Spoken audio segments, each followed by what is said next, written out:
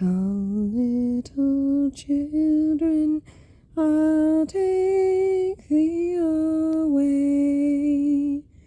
into a land of enchantment. Come, little children, the time's come to play here in my garden of magic.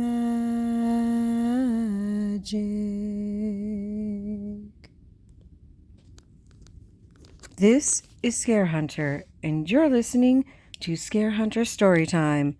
Today's story is the St. Patrick's Day Massacre. So turn off the lights, get cozy by the fire, and get ready for some scares.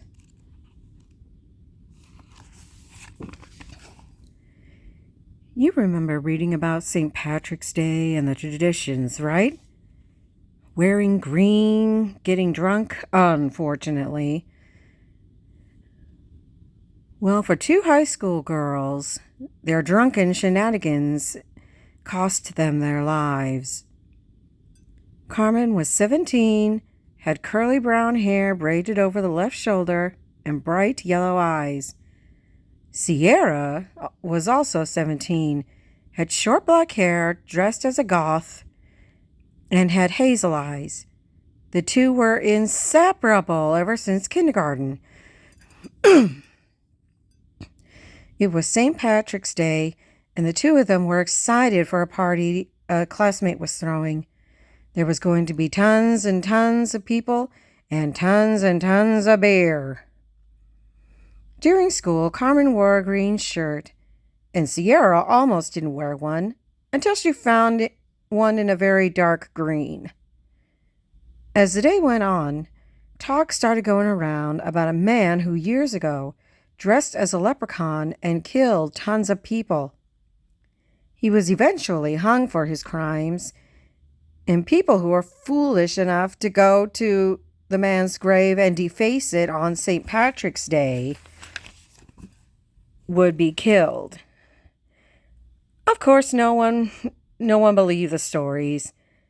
Later that day, Carmen and Sierra got ready for the party. As the night went on, everyone at the party began to talk about the killer once again. While they continued talking, Sierra and Carmen drunkenly chuckled quietly. As they both chuckled, Sierra said, "Hey, Carmen, I got an idea." Carmen looked at Sierra questioningly as she shouted, "Hey, guys, instead of talking about the stories, let's go to the grave and see what happens. Come on, let's go." Since everyone at the party were in a drunken stupor, they all agreed, got in their cars, and headed to the graveyard as they cheered and laughed. When they got to the graveyard, they had to climb the fence since it was locked. Once they got inside, they all turned on their flashlights and began to look for the grave.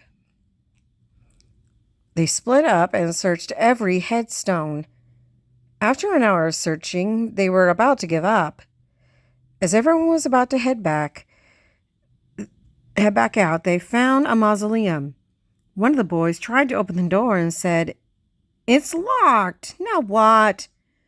Sierra took out a hairpin out of her hair and said, "Really, you men are so helpless." Then she picked the lock. Once the door opened, everyone from the party went inside. They all looked around the place, and they finally found the grave of the man called the Leprechaun Killer. As they got closer to the grave, a girl said, "Now what?" Sierra smiled and said, "Now we party!" Everyone cheered and began to get drunk again. While they continued to party, someone accidentally broke the grave open. When they saw the corpse and saw that it was wearing a green suit, everybody laughed. Sierra took her drink, and as she poured it on the corpse, she said, "You look thirsty. This should wet your whistle." Everybody laughed and started pouring their drinks on it too. After an hour or so, they all decided to leave. Once they were gone, the corpse began to grow skin and come to life. As the kids tried to climb back over the fence, it began to grow tall, and the kids fell off. They were trying to figure out what was going on when they heard a voice that said, "You have disturbed my grave, and now you will never be saved." The kids saw a man come out of the shadows, and they realized that it was the body of the leprechaun killer. And they finally believed the stories. They all ran for their lives. It didn't matter where any of the kids hid, the leprechaun killer would find them. Some tried to hide behind some trees, but the killer found them and said, "Shame on you for hiding behind trees. But I found you, and killing you will be a breeze." Once he killed those kids, he went to look for the others. Carmen and Sierra ran to another mausoleum and hid inside while the others were being picked off one by one.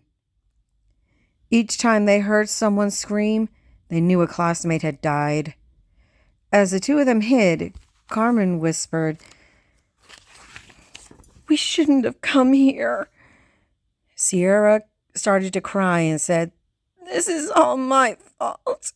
If I hadn't said to come here, none of this would have happened."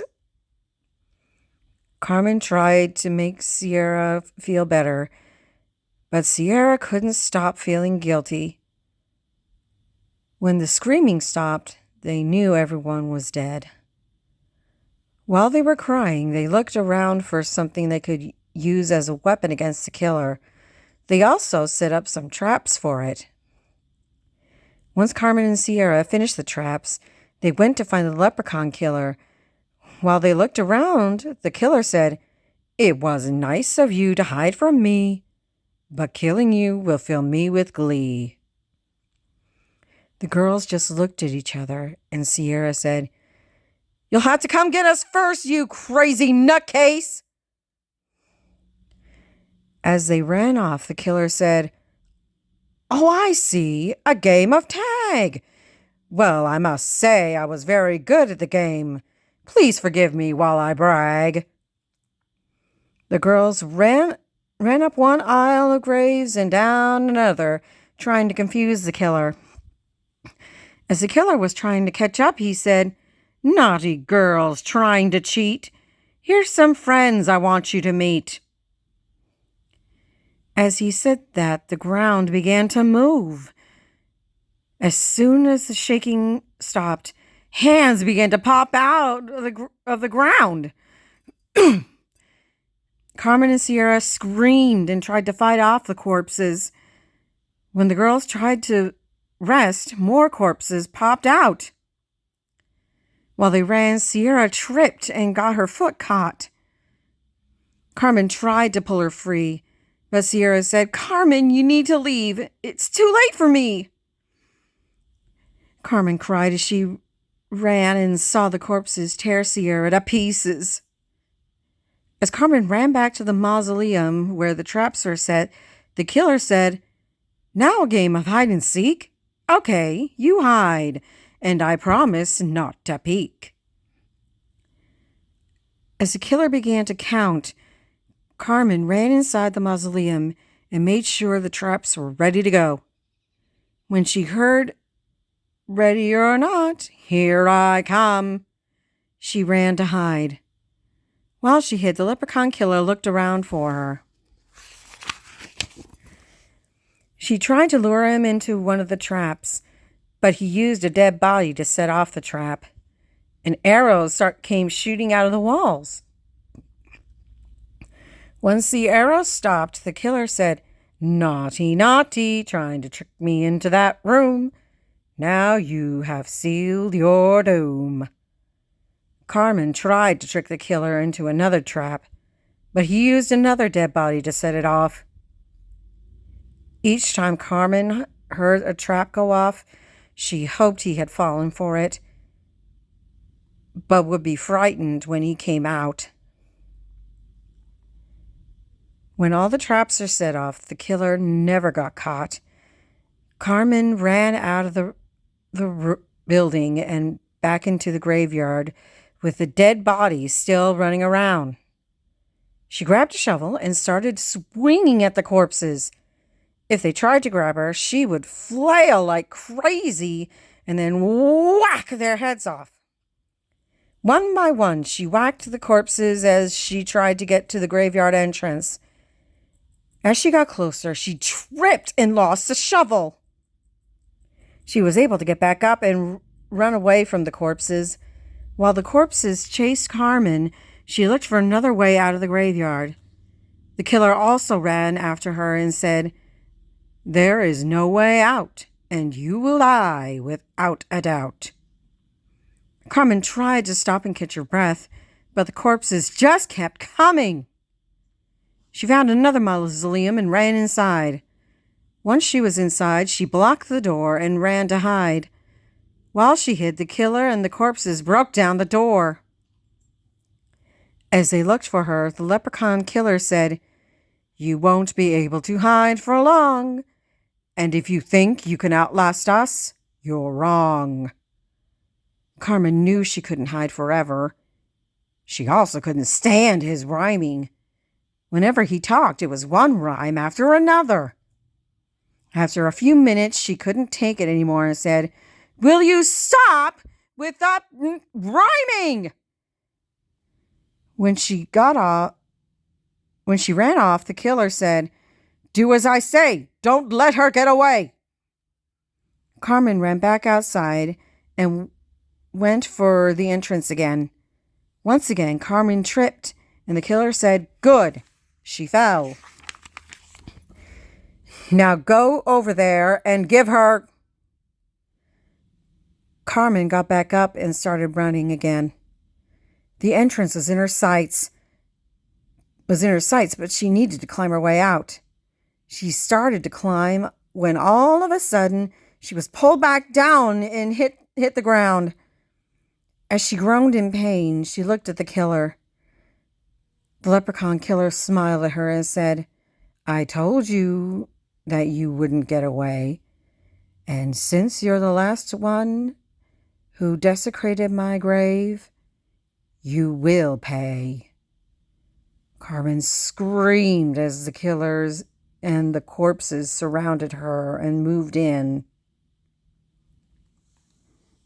Hope you enjoyed our story.